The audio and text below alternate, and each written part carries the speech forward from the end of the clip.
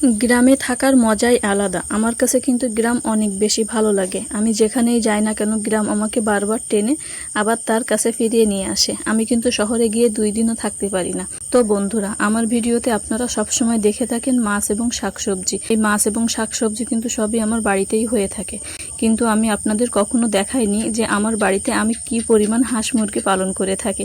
তো দেখতে পাচ্ছেন এইখানে কিন্তু অনেকগুলো হাঁস। এই হাঁসগুলো কিন্তু সবই আমার নিজের লালন পালন করা।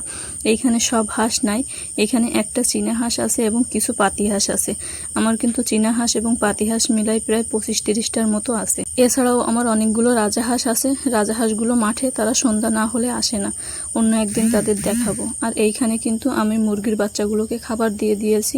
এইখানে বাচ্চা না, অনেক সাইজের মুরগির বাচ্চা আছে, ছোট বড় মাঝারি সবই আছে।